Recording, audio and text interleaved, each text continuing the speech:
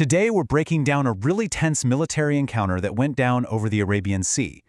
Now, this is a story with two very distinct sides, one from the United States and one from Iran.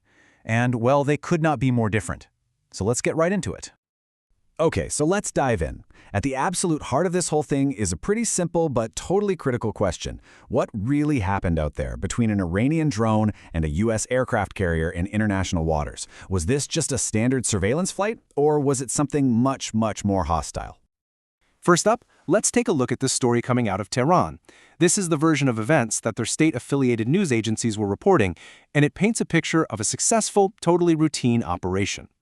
Now, the aircraft at the center of this whole incident was an Iranian Shahed 129. You should know, this is one of Iran's main long-range drones. It's specifically built for reconnaissance and monitoring missions. You know, things like gathering data on military movements. According to a source who spoke with Iran's Tasnim news agency, the drone was basically just doing its job. It was out there monitoring military movements in the region, and this is the key part. It successfully transmitted all the intelligence it gathered back to its control station in real time.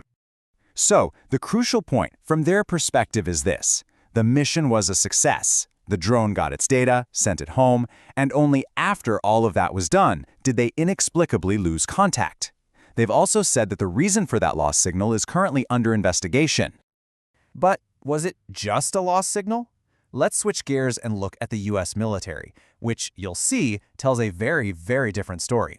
Their account isn't about some technical glitch, it's about a direct defensive action. Right. So according to U.S. Central Command, that's CENTCOM, their forces didn't just lose contact, they took action.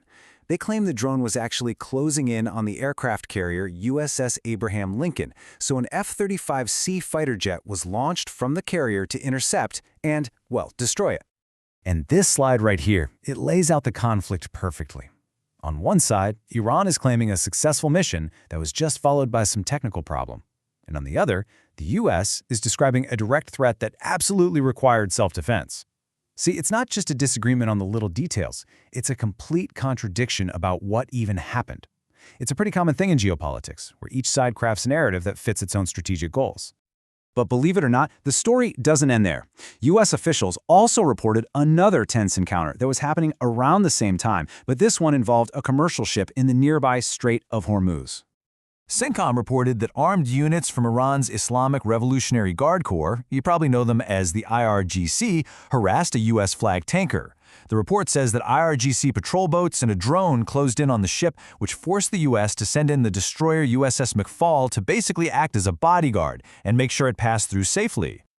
Now, these military run-ins didn't just happen in a vacuum. They were unfolding at a particularly sensitive time, just as these really high-stakes diplomatic talks between Washington and Tehran were supposed to get started again.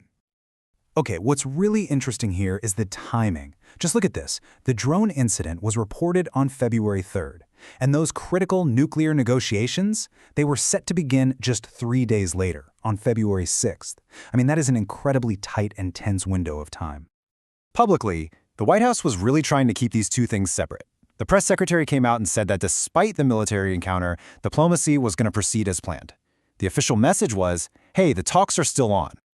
But at the very same time, President Trump delivered a much, much sharper public warning. He referenced past failures and basically suggested Iran should cooperate, implying pretty heavily that if diplomacy failed this time, well, other options were on the table. So this whole combination of events created a seriously tense diplomatic atmosphere. What came next was this carefully choreographed war of words, with both sides exchanging these forceful public statements that walked a really fine line between negotiation and, well, confrontation. An Iranian official responded by saying that Iran has always been ready to talk. But, and this is a big but, they attached two very important conditions. The talks had to be from an equal position, and they had to be based on mutual respect for Iran's interests. And then, that same official delivered the other half of their message, which was a clear, unambiguous warning. They said that anyone who speaks to Iran with threats and force will be answered with the exact same language. You could call it a message of diplomacy, but one backed by some serious defiance. So the bottom line is, this whole situation leaves us with a really high-stakes standoff. On one hand, you've got these scheduled diplomatic talks, but on the other, you have military encounters and public threats. It really raises the question, doesn't it? In an environment where words themselves are being used as weapons, how fragile does that path to diplomacy actually become?